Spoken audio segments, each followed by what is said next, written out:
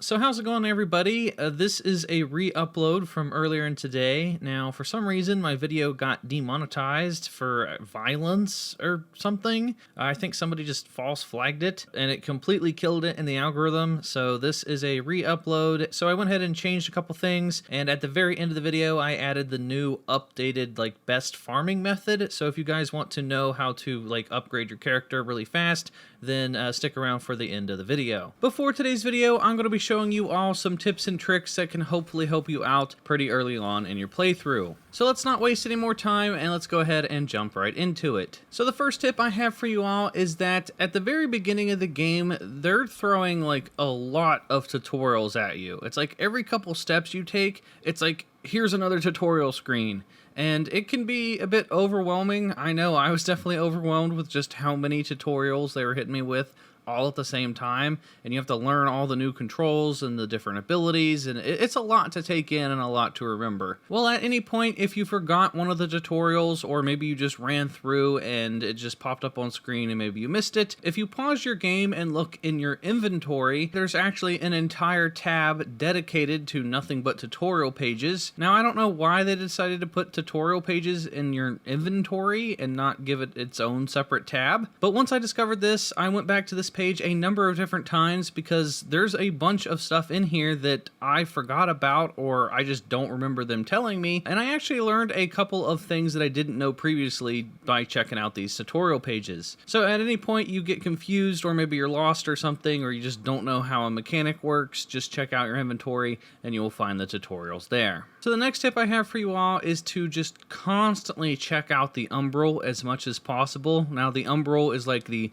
undead area. This is when you either die or you use your lantern to either reveal what is in the Umbral, or you can just use the lantern to teleport to the Umbral. When you're off exploring, you want to check the Umbral constantly. Now, honestly, I would recommend you just explore in the Umbral, but the downside to exploring with the Umbral is that if you get killed while you're in the Umbral, then you're just straight up dead, versus if you die outside of the Umbral, it kind of gives you a second chance at life. And then the other downside is that while you're in the Umbral, this little eyeball is going to be constantly growing, and the more that this eyeball fills up, the more enemies it's going to send at you. But there are just tons of hidden secrets scattered all throughout the game in the Umbral. There's going to be tons of areas that look like they're off limits, but maybe in the Umbral there's a secret hidden bridge or a secret pathway. So just make sure you're constantly pulling out your lantern, because you never know what you're going to find. And since we're on the topic of the little eyeball filling up while you're in the Umbral, the next tip is don't walk away from your game while you're in the Umbral. Now, just like most Souls games, when you pause the game or go into your inventory, the game in the background is still going to be running. So if you pull up your inventory, the enemies around you are still going to be able to attack you, and you're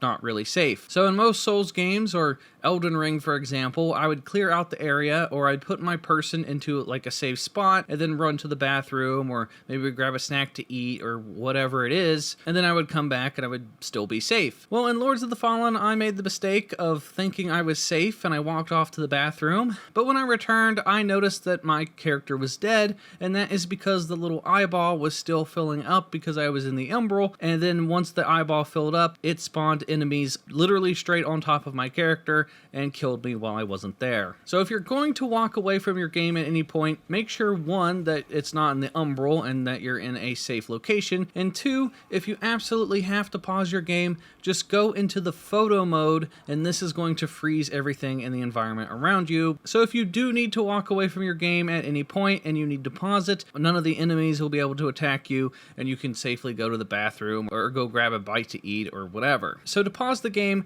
just go into photo mode. So next up is a small little quick tip. But an easy way to keep track of if you have enough vigor to level your character up is if you look up in the top right where it shows your total amount of vigor, there's going to be this little symbol that appears once you have enough to level up your character. It also shows that anytime you rest at a shrine, this little symbol will pop up beside the upgrade your character screen. So this is definitely a nice little quality of life thing that they did, because it can definitely get a little difficult, especially in the later levels, to remember just how much vigor you need to level up your character. So anytime you see this little symbol up in the top right, that's when you know that it's time to level up. And I think this is a great feature, and I wish that more Souls games would do this. So the next tip is that you can actually use the lantern to enter the umbral and avoid elemental damage. So for example, if you come across some fire or lava and you need to collect an item, or you need to just walk over top of the fire for whatever reason, just enter into the umbral and you will be completely immune to the environmental damage. Same goes for bodies of water. Odds are if you come across a body of water and you enter the umbral, there's going to be either some secret goodies underneath the water or a hidden passageway or something. So anytime you come across something like this in the environment, just know you can get past it by switching to the umbral.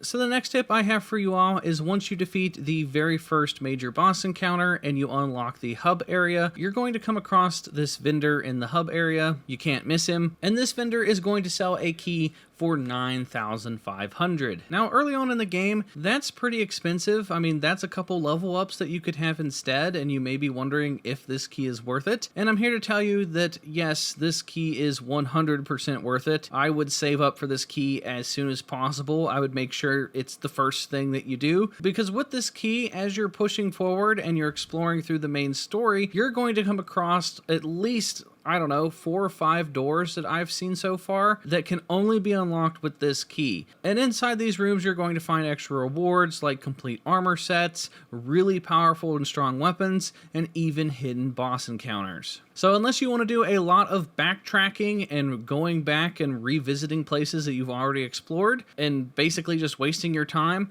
I recommend you get this key. That way you can just unlock the doors as you go instead of coming back to them later. So the next step is one that I definitely wish I knew way sooner, and it's that once you defeat a major boss, make sure you go and unlock the memory, because if you don't unlock the memory, you're not going to get the award from the boss. So for one of the early bosses in the game, I just completely skipped over the memory because I just didn't even look for it. It didn't even dawn on me. And to be honest, I don't really care too much about the lore. I just like killing things. So I just very easily skipped over it, and I missed out on a really cool piece of gear that I really wish that I would have had. So anytime you kill a major boss, make sure you do a double take and look around the environment for one of these like memory fragments. So the next tip is to remember to constantly be using the like siphon mode from your lantern. Now you find out pretty early on that you can like suck the soul out of some of your enemies, and this is going to drain your charges that you have stored on your lantern, but I can't emphasize enough just how important this ability is going to be for you in your playthrough, and using this ability will open enemies up to taking a ton of damage. And this is extremely useful when you're in certain boss fights. Another cool thing about sucking the souls out of your enemies is that while you're doing it, you can actually aim where the soul's going to get sucked out of. So for example, if you're trying to suck the soul out of an enemy and you're very close to an edge or a cliff, you can just hold the stick in the direction that you want to suck the soul out of and send the enemy flying straight off to their death. This has been extremely useful for me, especially very early on in my playthrough when they start to introduce some enemies that are just a little bit outside of your level and can do a ton of damage to you. It's just way easier to cheese them by knocking them off the cliff than it is to actually fight them.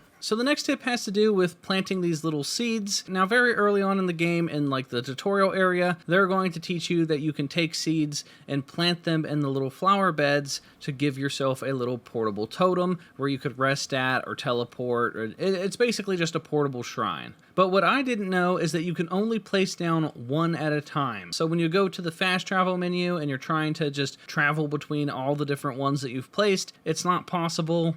As soon as you place down a new seed, it's going to replace the old one. So just keep that in mind while you're exploring out on your adventures. And then the final tip that I have for you all is that if you don't want people to just randomly invade you, then go in and turn off the multiplayer settings. Now the multiplayer is turned on by default, and normally I'm okay in Souls games when people invade me or whatever, but there was like 3 or 4 instances so far for me in Lords of the Fallen where people would invade at the absolute worst time. Normally it was when I was trying to record a clip for a video, or if I'm surrounded by like 10 different enemies that are all trying to kill me all at once. Having someone invade you while you're trying to fight off 10 different enemies, plus this person's like straight up in your face spamming you with all their best gear and loot and stuff, it can be annoying and it can be a bit overwhelming. So I just went in and turned it off. I'll probably turn it back on once I'm done recording my videos, so I don't want people to screw with me. But yeah, this game can be pretty difficult in some places, so if you don't want the extra challenge of having real people show up, then I highly recommend you go in and turn off the multiplayer. Alright, so now as an extra bonus tip, here's an updated version of the best farming method.